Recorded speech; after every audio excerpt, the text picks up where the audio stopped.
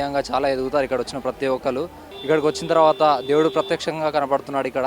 ప్రతి ఒక్కరు వచ్చిన ప్రతి వెంటనే వాక్యం ద్వారా కానీ, అద్భుతాల ద్వారా, సూచక్రియల ద్వారా కానీ 100% వాళ్ళ జీవితం మార్పు చెందుతుంది. ప్రతి ఒక్కరు రండి, ఇక్కడ రండి, వాక్యం వినండి.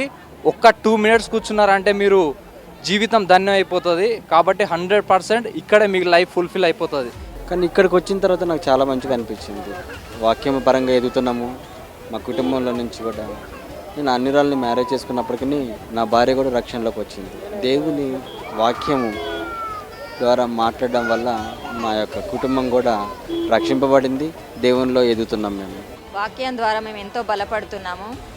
డాడీ మమ్మీల ద్వారా ఎంతోమంది ఆత్మీయకంగా బలపడుతున్నారు, రక్షణ మారు మనసు పొందుతున్నారు.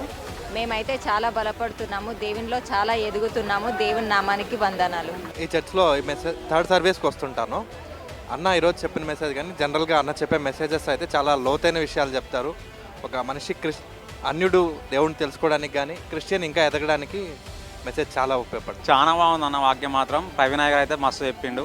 అసలు ఒక్కొక్క మాట ఏంటంటే అసలు హార్ట్ఫుల్గా హార్ట్ టచ్ అని అనిపించింది. అసలు చాలా అద్భుతంగా చెప్పిండు. రాతి మనుషులు మాత్రం ఉట్టే కరిగిపోతారు అన్న. ఇక రాతి హృదయాలు ఉంటారు కదా, వాళ్ళు ఎంపడే మెత్తని హృదయాలకి అయిపోతారు.